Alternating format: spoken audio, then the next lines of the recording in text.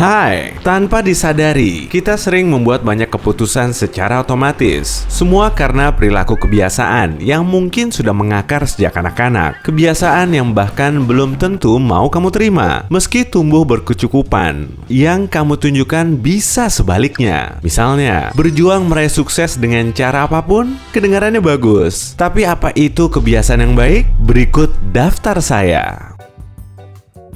Nomor 1. Membeli hadiah mahal. Pernah mengalami kemiskinan, bisa menghantui seseorang seumur hidupnya, meski kini dia berkecukupan. Rasa malu terhadap latar belakangnya yang buruk bisa terus ada. Demi menunjukkan kini keuangannya baik, dia akan menghujani orang lain dengan hadiah mahal, barang mahal yang tak akan pernah dia beli untuk diri sendiri.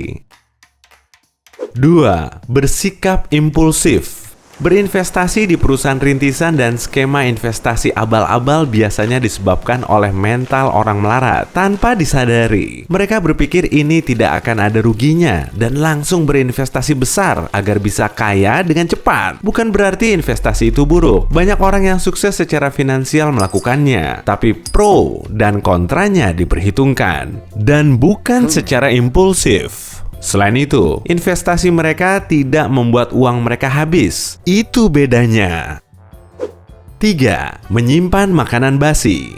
Orang-orang yang tumbuh dalam kemiskinan mungkin jarang makan. Jadi, saat sudah dewasa, mereka tidak tega membuang makanan, bahkan saat sudah basi. Kebiasaan menimbun makanan ini juga bisa menyebar ke aspek kehidupan lain. Mereka mungkin rela menyimpan barang yang dianggap sampah oleh orang lain, seperti sepeda rusak, pakaian kekecilan, atau lusuh, dan sejenisnya. Jika terbiasa hidup kekurangan, kita akan kesulitan berpisah dengan barang yang kita punya. 4. Gampang membelanjakan uang. Begitu masuk ke rekening, gajimu sudah hilang bahkan sebelum uangmu duduk nyaman. Apa kamu seperti ini? Orang yang mentalnya miskin cenderung menghabiskan uang secepat mungkin karena jauh di lubuk hati, mereka takut uangnya akan hilang. Mereka bahkan tidak menyadarinya karena sudah naluriah. Daripada memikirkan cara mengelola uang dengan benar atau menabungnya, mereka akan melakukan hal lain seperti 5. Membeli barang tidak penting. Orang yang tumbuh melarat biasanya tidak tahu soal perencanaan keuangan. Maksudnya, bagaimana mungkin mereka bisa merencanakan uang berlebih mereka kalau uang itu tidak ada? Saat sudah dewasa, ketidaktahuan ini biasanya berubah menjadi pembelian barang tidak penting tanpa pikir panjang. Mereka ingin menunjukkan bahwa mereka tidak miskin lagi. Contoh terbaiknya adalah meminjam uang demi membeli gadget dan barang hype terbaru yang merupakan kebutuhan tersier. Mereka yang benar-benar sukses jarang menghabiskan uang untuk barang mahal. Mereka hanya menghabiskan banyak uang ketika memang harus, seperti untuk investasi. 6. Merasa bersalah menerima gratisan. Mereka yang tumbuh dalam keluarga berpenghasilan rendah merasa malu atau tersinggung saat ada yang menawarkan barang gratis. Mereka merasa dicap sebagai orang miskin oleh orang lain. Silakan, ini makan siang gratis dari perusahaan karena kamu miskin. Jelas bukan itu niatnya. Tapi mereka berpikir begitu karena rumitnya pikiran mereka. Orang yang berpikir layaknya orang miskin rela membayar sesuatu demi menunjukkan kepada dunia bahwa mereka mampu membelinya. Mulai terlihat polanya kan? 7. Menghindari pembayaran otomatis. Orang yang tumbuh tanpa uang tidak sanggup membayangkan uang mereka ditarik tanpa mereka sadari. Bukan berarti mereka ogah membayar apapun. Mereka cuma merasa harus menekan sendiri tombol bayar itu. Mereka perlu mengendalikan siapa yang mengambil uang mereka dan kapan. Selain itu, mereka merasa khawatir akan membutuhkan uang ini untuk hal lain, seperti kebutuhan darurat. Itu sebabnya mereka cenderung melakukan pembayaran di menit-menit terakhir. 8. Menjalani pekerjaan yang tidak disukai. Seseorang yang tumbuh dalam kemiskinan rela melakukan pekerjaan apapun selama bayarannya sesuai. Bahkan mereka bisa menguasai dengan baik profesi yang tidak mereka suka. Sebagian besar itu disebabkan orang tua mereka yang terlalu berharap anaknya harus kaya. Jadi, mereka memilih profesi yang menjanjikan bagi anak mereka sejak awal, meski anaknya tidak suka. Tapi bagaimana mungkin seseorang bisa sukses di bidang yang tidak cocok dengannya? Mungkin itu ada hubungannya dengan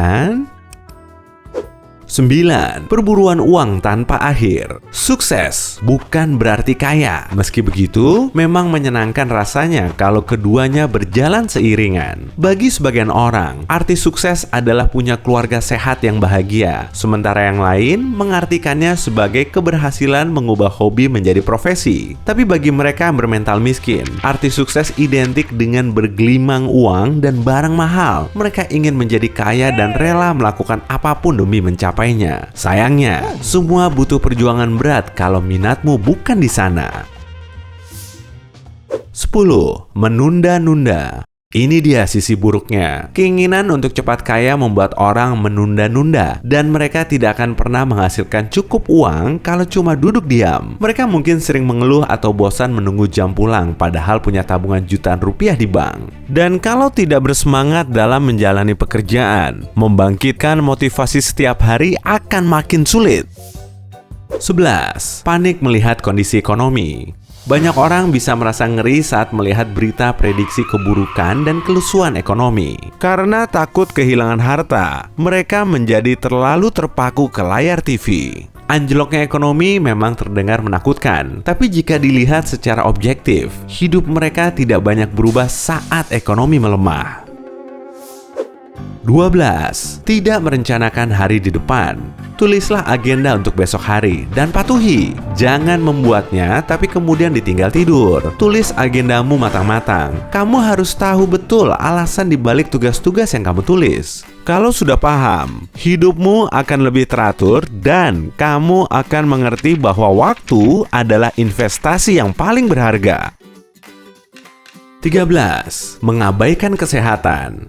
Kerja siang malam, tanpa tidur, dan makan junk food seharian. Semua demi mengejar karir dan target keuangan. Mungkin orang akan berkata, "Wow, pekerja keras sekali." Tapi bagaimana kamu bisa sukses kalau kerja kerasmu justru menghancurkan tubuhmu? Selalu luangkan waktu untuk menjaga kesehatan. Pekerjaan akan jauh lebih mudah saat tubuhmu sehat. Orang-orang kaya terbiasa meluangkan setidaknya 30 menit dalam sehari untuk olahraga.